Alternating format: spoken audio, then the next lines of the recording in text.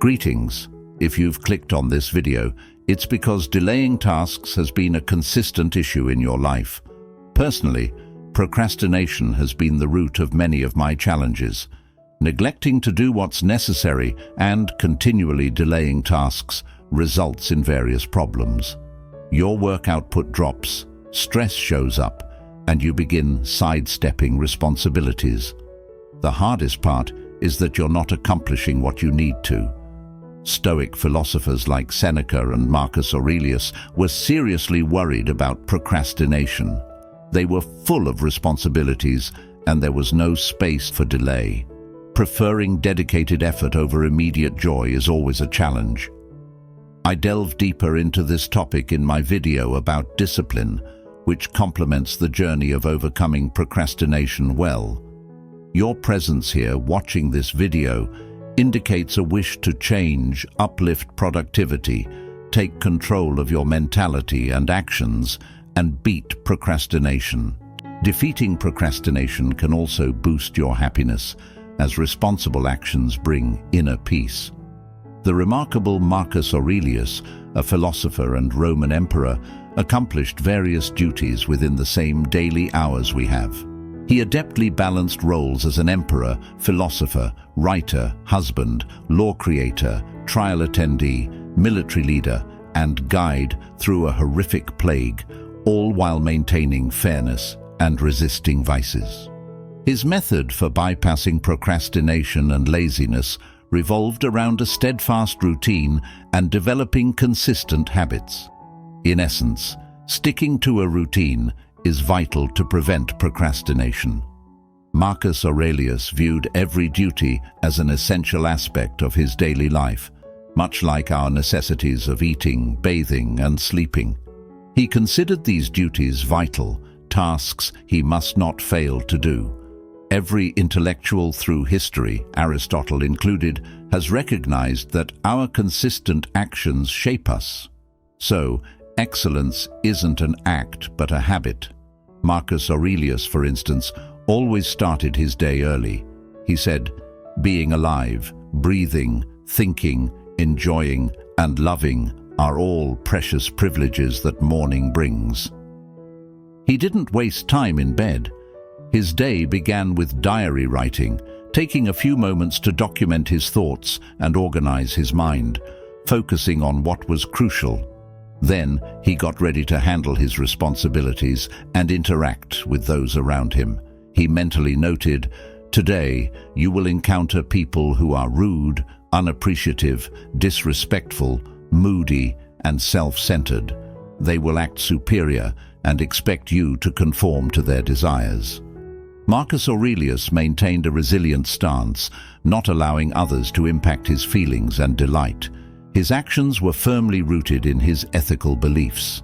Then he moved on to his significant obligations, stating, "Initiate the day by admitting, 'Today I will deal with the interfering, unappreciative, vain, deceptive, envious, and antisocial. Such behaviors stem from their lack of understanding of what is right and wrong." His routine leaves no space for procrastination. Surely, you might wonder how to implement Marcus Aurelius's approach to beat procrastination and how to mentally gear up and adopt such habits. Fear not. I'm about to share 7 strategies that have personally helped me dodge procrastination. They will be presented in 2 segments. The first will address preparing your mindset to resist procrastination, and the following will deal with actions we can employ to defeat it. 1. Shift your attention. Delaying tasks is everybody's problem. Those who have the means to postpone tasks usually do, contrasting with those fighting daily for a place to sleep and something to eat. For the majority of us in a relatively comfortable life, enhancing our urgency toward obligations is crucial. The habit of pushing things to the last minute eliminates lethargy and forces a surge of last-minute productivity. This activity is typically triggered by an imminent deadline. Setting our own timeframes for tasks can boost urgency, aiding in fighting procrastination. Consider letting a friend or family member know that if your task isn't concluded by a certain time frame, you'll give them a certain amount of cash. This kind of penalty will propel you to take action before the deadline you've determined.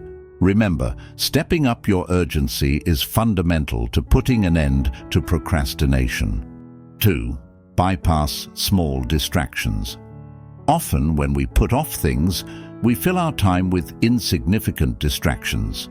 Insignificant distractions involve doing something that doesn't enrich our lives in any way. There's also an internal struggle because, deep inside, you understand that you should be focusing elsewhere. Not only does the distraction add nothing, but it also isn't fully enjoyable. Even if you indulge in it after completing your tasks, the enjoyment doesn't elevate. Alter the pattern of actions. Get the work done first, then relax. 3. Manage better what you have to do daily.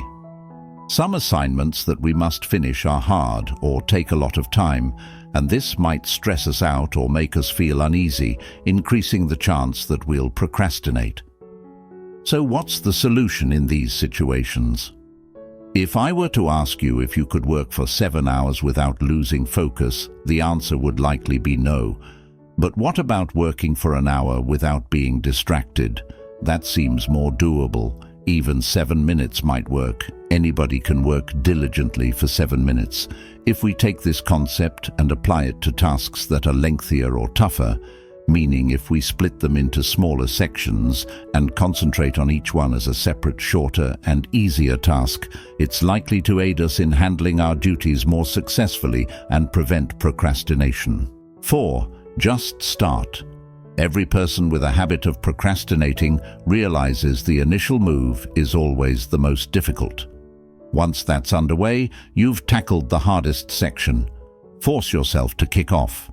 Don't get lost in thoughts about the task's duration or complexity. Begin with the first action. While it's the hardest, it's also the most vital, enabling you to progress to the next parts. There's a hidden advantage for procrastinators too. Once you're moving, you're inclined to keep going because you know all too well the struggle to resume or pick up the pace after stopping. 5. The 3 seconds trick. The strategy of the 3-second rule is something I use daily to begin a task. It involves a simple count from 1 through 3, and upon reaching 3, you start the task. The idea is to prevent overthinking and just get moving. Counting to 3 and starting without a second thought has, for me, been a huge help.